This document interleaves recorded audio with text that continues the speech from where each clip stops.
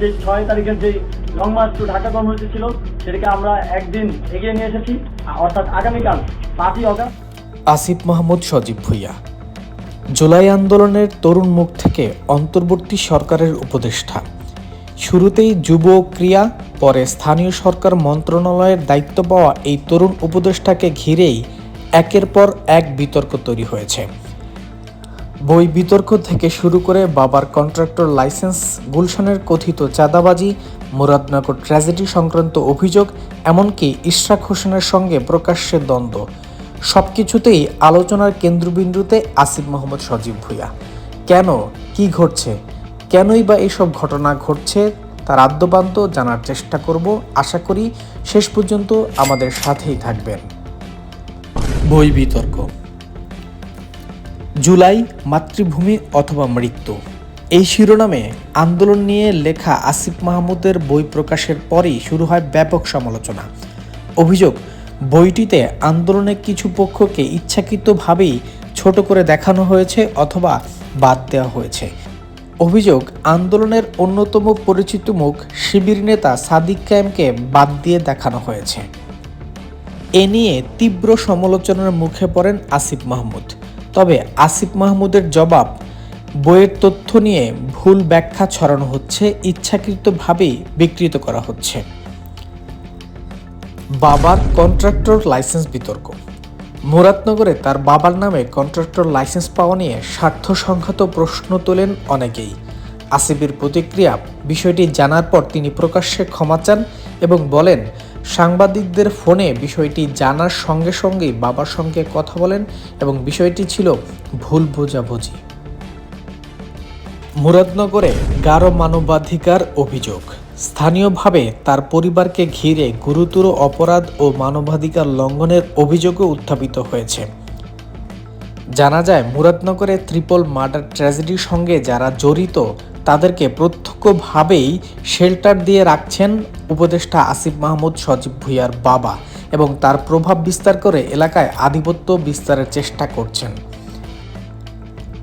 তবে জাতীয় মূলধারার কোনো বিশ্বস্ত গণমাধ্যমে এখনও প্রমাণিত তথ্য বা আদালতের রায় পাওয়া যায়নি।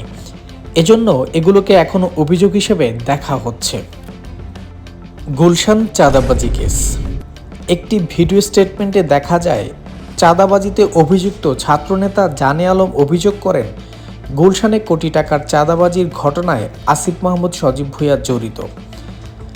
তবে আসিফের জবাব সরাসরি অস্বীকার। তিনি বলেন, অভিযোগটি রাজনৈতিক উদ্দেশ্য ছড়ানো হয়েছে এবং ৫ আগস্ট ২০২৪-এর পর অভিযুক্তর সঙ্গে কোনো ধরনের যোগাযোগ নেই বললেই জানিয়েছেন উপদেষ্টা আসিফ মাহমুদ সজীব ভুঁইয়া। ইশরাক হোসেন বনাম আসিফ মাহমুদ। ঢাকা দক্ষিণ সিটি কর্পোরেশনের মেয়র হওয়া নিয়েই মূলত দ্বন্দ্বের শুরু। ঢাকা দক্ষিণের নেতা ইশরাক হোসেন প্রকাশ্যে অভিযোগ করেন, আসিফ মিথ্যা তথ্য ছড়াচ্ছেন, অহংকারপূর্ণ আচরণ করছেন, এমনকি নগর ভবনে হামলার পেছনেও তার ইন্ধন রয়েছে। এদিকে আসিফ মাহমুদ বলেন, ইশরাক আইনের বাইরে কাজ করছেন এবং বিভিন্ন অপরাধে জড়িয়ে পড়ছেন। তাকে আইনের প্রতি শ্রদ্ধা রেখে সঙ্গত থাকার পরামর্শ দিয়েছেন। সাংগঠনিক সমালোচনা। শুধু বিরোধীরা নয়, আসিফ মাহমুদ সজীব ভুঁইয়া এবং তার মন্ত্রণালয়ের সংশ্লিষ্ট লোকদের বিরুদ্ধে দুর্নীতির অভিযোগ উঠছে অহরহ। এক প্রকাশিত নিবন্ধে তাকে দুর্নীতির সাম্রাজ্যের অংশ হিসেবে বর্ণনা করছেন। অন্যদিকে এনসিপির সাথে সরাসরি রাজনৈতিকভাবে সম্পৃক্ততা আছে বলে ধারণা করছেন অনেকেই। তবে এনসিপি প্রকাশ্যে জানায়, আসিফ বা অন্য কোনো ছাত্র উপদেষ্টার সঙ্গে তাদের সাংগঠনিক কোনো সম্পর্ক নেই। ব্যক্তিজীবন ও মিডিয়া টক। খাদ্যাভাস, হাঁসের মাংস কিংবা ওয়েস্টিন হোটেল, এইসব প্রসঙ্গ নিয়ে মন্তব্য করে তিনি এখন আলোচনার কেন্দ্রবিন্দুতে আছেন। যদিও এগুলো তুলনামূলকভাবে হালকা, কিন্তু সোশ্যাল মিডিয়ায় তা ভাইরাল হয় খুব দ্রুতই। একদিকে অভিযোগের ঝড় যেমন বড় হচ্ছে, অন্যদিকে প্রতিটি বড় বিতর্কেই আসিফ মাহমুদ সরাসরি জবাব দিয়েছেন। বাবার লাইসেন্স ইস্যুতে তিনি প্রকাশ্যে স্বীকারোক্তি এবং ক্ষমা প্রকাশ করেছেন।